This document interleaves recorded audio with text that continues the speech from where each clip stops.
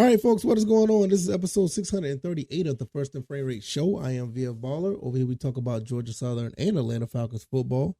And today, we're going to talk about the depth chart. The Falcons released the first 2023 depth chart. It is unofficial, but it is on the website as well. So we're going to go through this entire depth chart. I'm going to give you my thoughts and opinions on who's where and what's going on.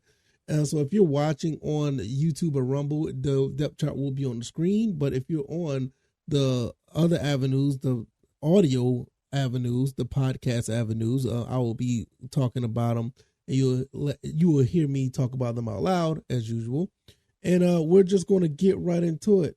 As far as the joint practice of the Dolphins and the Falcons, Clark Phillips had an injury, but it sounds like he's going to be day-to-day, so that's good.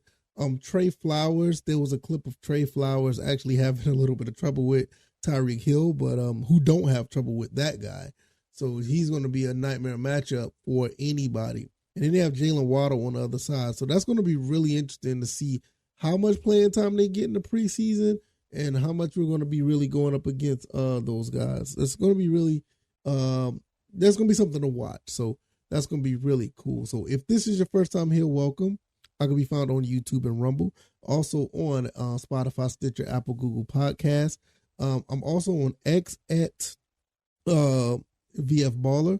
And also the website is firstandframerates.com. So I'm not going to hold you guys up too much longer. Let's get right into this.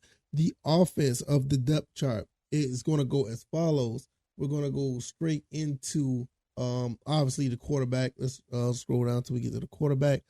At the bottom, I don't know why they got this from the quarterback up instead of the quarterback top down.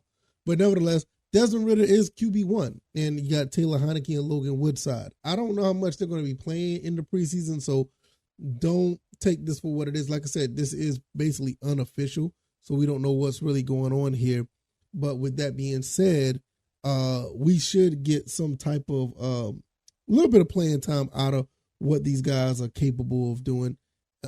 We may get some. I don't know. But just with the whole situation with Desmond Ridder being QB1, he may do I'm guessing maybe a series or two. But that's just my guess. So we got Desmond Ridder QB1, Taylor Heineke, and Logan Woodside. I almost forgot about Logan Woodside, to be honest. Look at the running back situation, though. Cordell Patterson is RB1, Tyler Algier is 2, and Bijan Robinson is number 3. Kind of surprising, but if you really look at it under the surface, it's not. When you look at the Falcons, they don't usually have rookies like play right away. I mean, that's kind of been like a trend for a while now with the Falcons since Arthur Smith took over. You rarely get to see, rookies play right away. And when you do get to see them play right away, it's kind of surprising, and it hasn't garnered good results. Now, I'm not trying to put Bijan Robinson on the level of like a Jalen Mayfield or whatever, because that's not the case.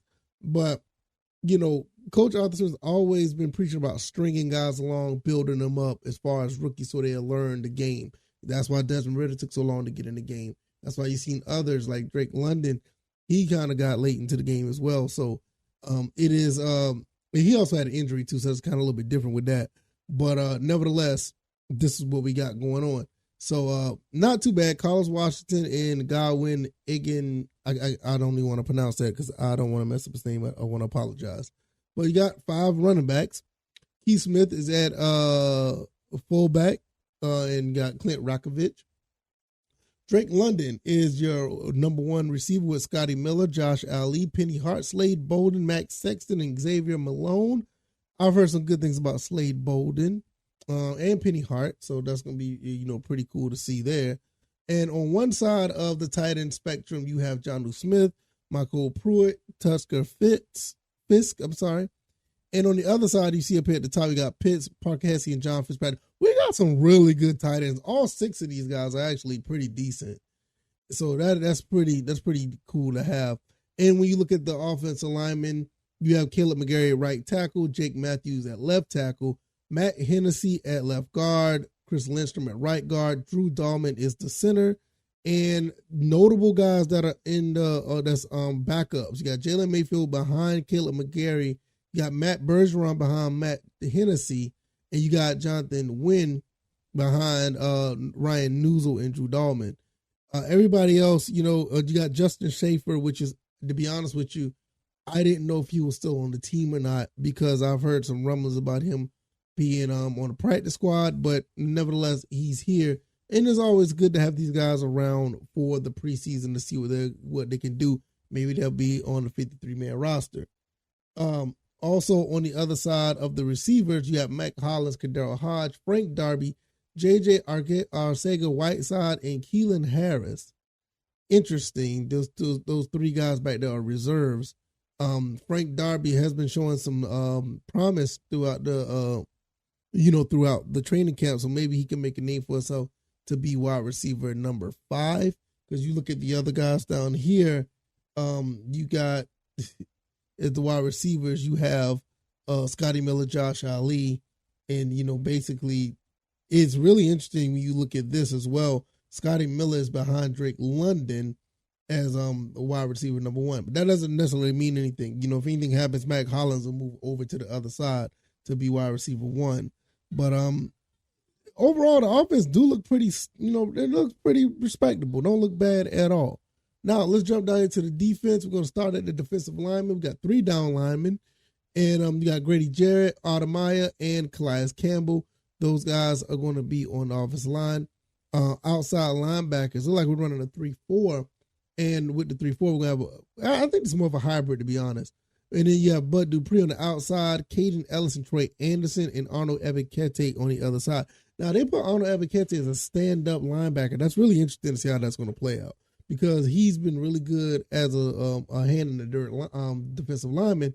But I'm pretty sure that, they know best, and I'm pretty sure he's going to be fine there anyway. So that's pretty cool to see. When you look at this front 7 right here, this is a pretty good-looking front 7. Lorenzo Carde is going to be on the other, be backup for Bud Dupree.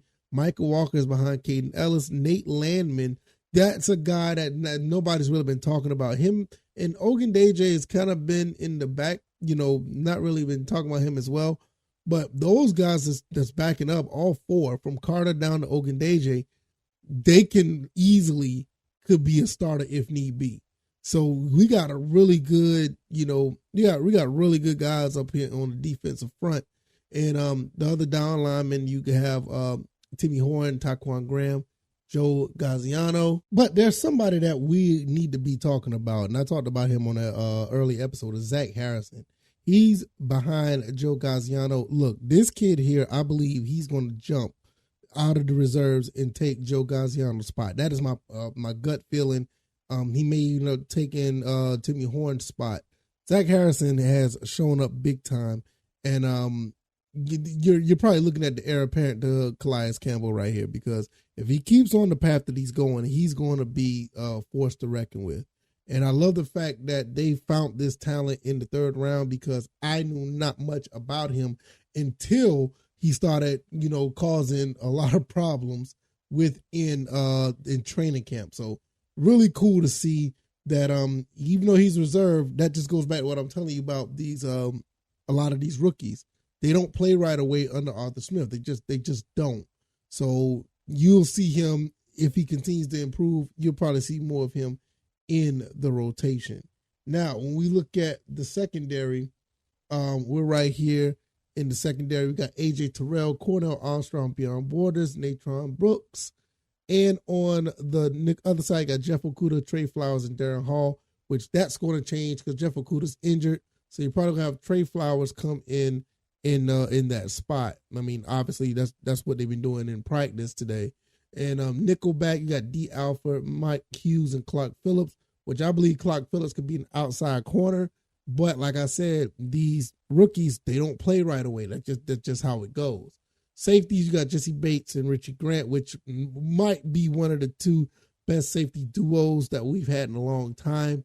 I do love Thomas Deku and Willie Moe, and I don't think they're going to be able to. You never know. They may be able to step up and live up to that hype, because Deku and Willie Moe was good, but Jesse Bates and Richie Grant has talent as well. So filling out the rest of the roster, you had Jalen Hawkins behind Jesse Bates and DeMarco Hellman, which is another rookie. So don't take too much of that if he's that far back. He's basically in the same place where Clark Phillips is.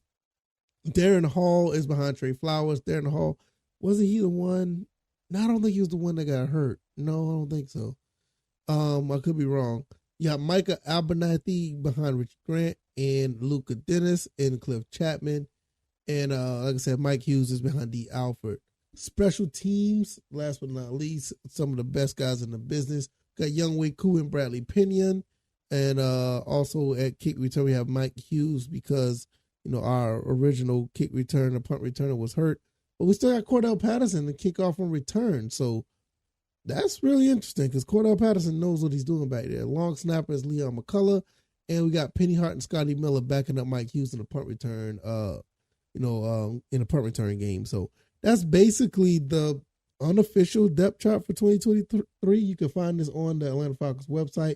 Just go straight to AtlantaFalcons.com. It'll be easy to find. And that's pretty much it. My final thoughts on the depth chart, not much. It was somewhat of a surprise a little bit that Bijan Robinson was, third on the depth chart when you really think about it because he's been doing so well.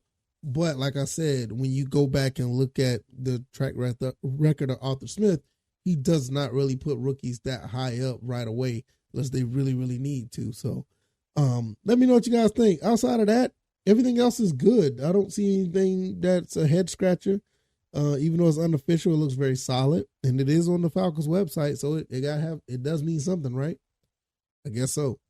If you like this commentary, the like button, share this podcast, subscribe to the channel if you haven't already.